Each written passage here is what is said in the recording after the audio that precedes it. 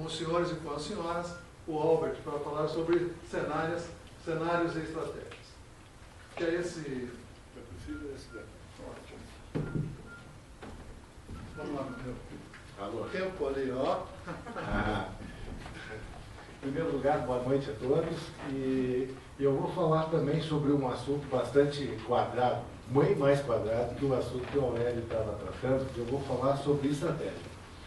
E especialmente estratégia voltada a organizações, a empresas. Eu inicio uma discussão questionando a própria forma como as organizações hoje estão tratando a sua estratégia. Se a gente pegar a lógica da estratégia sob o ponto de vista histórico, ela começou em 1950, 1960, com uma série de técnicas que eles denominaram, esse conjunto de técnicas, de planejamento estratégico. Esse planejamento estratégico ele tinha um norte muito claro, que era organizar as organizações para que pudessem compartilhar uma mesma visão, a nível até operacional. Então a gente estava discutindo dentro desse processo a integração entre orçamento, sistema produtivo, sistema comercial, tudo isso dentro de uma amarração que era o planejamento estratégico.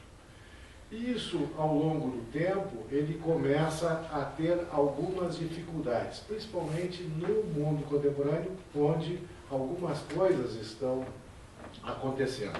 Então, pensando nisso, qual é o conteúdo do planejamento estratégico? O planejamento estratégico ele tende a focar práticas operacionais. Ele está muito vinculado a estruturar o modus operandi das organizações, garantindo que o orçamento seja cumprido, que os planos organizacionais sejam cumpridos prioritariamente. Também envolve muito aquilo que a gente convencionou falar de benchmark, que é o processo de comparação entre empresas. Então, não é um processo muito estimulado a fazer o novo, e sim a seguir a concorrência, né? Gerando uma única posição competitiva. Como é que é esse processo? Uma organização estruturada normalmente faz o planejamento estratégico ao longo de vários anos. Então, é um processo incremental, é um processo de revisão de planos anuais, né? Tende a ser extremamente formal e analítico, gerando documentos, uma estrutura documental pesada com base no orçamento, e gerando orçamento e gerando planos de alinhamento. Que geralmente essa mecânica de fazer isso não estimula a criatividade organizacional. Ao contrário, estimula que todos os departamentos, processos, etc., sigam na mesma linha estruturada. Então, uma lógica bastante linear. Ou seja, o meu plano de venda gera um plano de produção, que gera um plano de suprimentos que suporta isso, e que isso gera um orçamento, e que é cumprido e que é controlado. Ou seja, o foco principal, enquanto ferramenta, é gerar instrumentos de controle para que a organização possa funcionar. Isso funcionou muito bem por muitos anos, tanto que essa estrutura de planejamento que dá suporte para que as organizações possam se tornar esses mega organizações que hoje existem por aí. Se não tivesse ferramental de convergência, não conseguiria se fazer isso. Tá? Só que esses instrumentos se tornaram muito mais plano do que estratégia. E é aí que começa a gerar o problema organizacional principal. O foco está na rotina e no plano. O foco não está na concepção estratégica. E que é aí que começa a surgir algumas coisas contemporaneamente.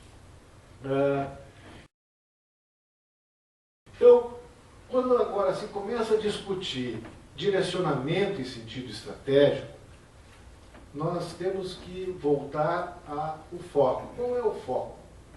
Por que a gente precisa de estratégia? Nós precisamos de estratégia para poder definir um caminho. Ou seja, existe uma oportunidade que nós queremos perseguir, então, como que nós vamos aproveitar essa oportunidade? Ou existe alguma mudança que a gente quer conduzir, então, como que a gente vai fazer esse processo de mudança acontecer? Então, para isso, nós precisamos de estratégia. Então, uma das maneiras, a maneira convencional de fazer isso, é nós termos uma lógica planejada e delimitada para poder conduzir isso. Isso é uma estratégia deliberada para fazer isso. Só que no mundo contemporâneo atual, é um mundo de muita incerteza e é um mundo de muita complexidade. Como esse mundo está todo conectado, qualquer vibração que acontece num determinado ponto tem reflexos imediatos nos outros pontos. Então, estruturas muito formais e muito congeladas ou estáticas, como um planejamento estratégico formal, ele começa a ter dificuldade de fazer frente a essas demandas, a essas condições. Para isso, o sistema precisa poder absorver estratégias emergentes que estão acontecendo em função das circunstâncias do dia a dia. Então, na verdade, tem um autor que escreveu um livro, A Estratégia do Oceano Azul, que trata disso, né? Como estruturar elementos para competir num oceano azul, que não tem os tubarões lá da concorrência. Mas, na verdade, quando a gente começa a olhar essas duas circunstâncias, fazer isso, administrar estratégias emergentes o tempo todo, isso é muito, muito, muito arriscado e muito, muito oneroso. Por que é isso? Porque essa estratégia, ela tem o risco inerente de não ser de continuidade, de ser de ruptura. Então, na verdade, no mundo real, o que existe é que as organizações elas têm que trabalhar nos dois mundos. Ela tem que trabalhar no mundo da eficiência, do planejamento, mas tem que estar abertas à inovação, estar abertas à novidade. Então, o mundo real é um mundo púrpura, não é um mundo nem vermelho do mundo da eficiência e nem um mundo somente da inovação. O mundo real é um mundo que mistura as duas coisas, né? E é um mundo em transmutação. Aliás, tem uma figura muito interessante quando aconteceu, logo que o PT ganhou o governo aqui, teve algumas pessoas que desenharam um mapa do Brasil sendo o norte vermelho e o sul azul. E aí depois teve uma pessoa que teve uma brilhante ideia de não, mas o mundo não é assim, o Brasil não é assim. O mundo ele é um pouco mais avermelhado de um lado e um pouco mais azulado do outro, mas não quer dizer que seja vermelho ou azul. E a realidade das organizações é assim também. É um mundo em transmutação, né?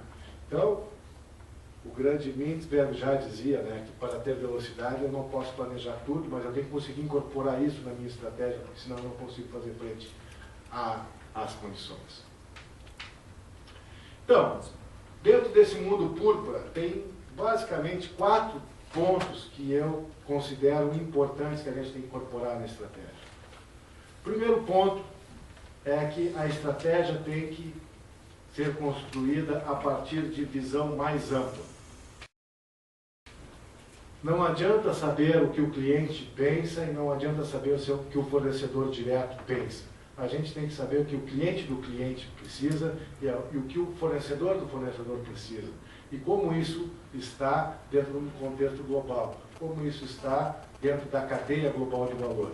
Não exclusivamente de uma relação de uma leitura curta. Então, entender isso de uma maneira mais ampla. Outro aspecto é que essa leitura ela tem que ser mais sistêmica. Quando eu discurso sobre a estrutura sistêmica, o que eu estou querendo dizer é que hoje nós temos dentro das organizações entender que existem 3 mundos organizacionais que têm que compartilhar da mesmo grau de importância. Eu tenho o mundo organizacional dos processos, eu tenho o mundo organizacional das pessoas e eu tenho o mundo organizacional do caixa. Né? A grande maioria das organizações industriais ela é regida pelo caixa, não é? E, na verdade, hoje nós precisamos trazer para o mesmo grau de importância também as pessoas. Esse universo ele precisa estar alinhado. Uma outra questão importante dentro disso é que quando a gente entende os processos de forma sistêmica, nós enxergamos pontos de alavancagem. O que seriam esses pontos de alavancagem? São, a partir das relações que existem dentro do sistema, a gente consegue entender quais são alguns pontos chaves que fazem a diferença para que a organização se desenvolva. Então, outro aspecto que é importante em relação a isso, além dos pontos de alavancagem, é entender como a organização pensa, que é o modelo mental da organização. Se a gente não entende como a organização pensa, e para isso tem que entender isso de maneira histórica, nós temos muitas dificuldades para compreender, por exemplo, por que duas organizações iguais que fazem a mesma coisa se posicionam no mercado de maneira tão distinta. E elas se posicionam de maneira tão distinta porque na sua origem, sua forma de condução de processo é diferente. Então, isso que eu entendo como sendo uma leitura mais sistêmica da realidade. Outro ponto, não se consegue desenvolver estratégias emergentes sem criatividade. Então, a lógica da criatividade ela é fundamental. Nós precisamos entender como são os processos criativos, nós temos que trazer algumas tendências pré-determinadas para dentro das organizações e já utilizar isso para a projeção do futuro.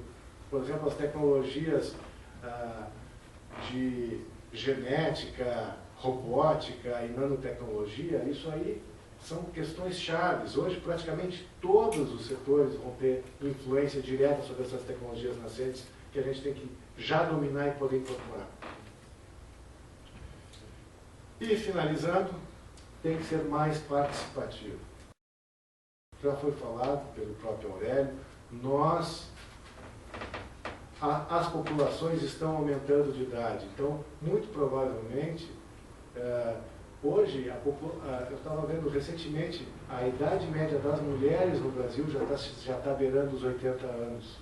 Nós, em poucos anos, teremos idade média de 90 anos, como já tem em alguns países, como no Japão. Ou seja, ampliará o número de pessoas que participarão das organizações por mais tempo. E essa ampliação faz com que haja a administração dessa choque de geração. E os mais jovens não aceitam aquelas condições de comando e controle que a minha geração aceitava. O chefe mandava, a gente obedecia. Então hoje não dá. Pede para o Santiago, Santiago, obedece aí. Ele me dá um chute. Né?